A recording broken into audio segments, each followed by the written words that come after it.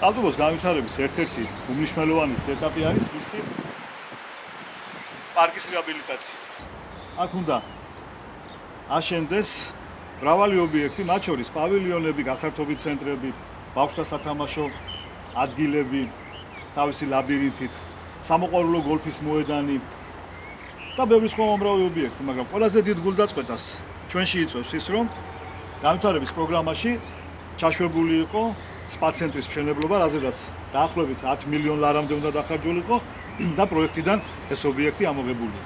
მე არ მინდა ეს სიტყვა ვიხმარო და დავარქვა შეჩერება, მაგრამ ტემპები მეტყველებს თვითონ იმაზე, რომ ფაქტიურად შეჩერებული არის მიმდინარე ეტაპზე სამუშაოები. ერთი პრობლემის წინაშე დგავართ კიდევ. აი ეს მუშაობის პროცესში წარმოქმნილი და ამოღებული მიწის დიდი მასა არის მიმოფანტული გორებად, ასევე ყრია სამშენებლო ნარჩენები, რომელიც არ გააქვთ ამ მომსახურე ფირმებს, ანუ მომუშავე ფირმებს და სერიოზული პრობლემა ექნება საკურორტო სეზონს. ჩვენ უკვე შემოგვდის სიტყვიერი და წერილობითი საჩივრები დამსვენებლებისა, რომ ვერ ახერხებენ არათუ მანქანით, არამედ ფეხით გადაადგილებასაც კი კურორტის ტერიტორიაზე.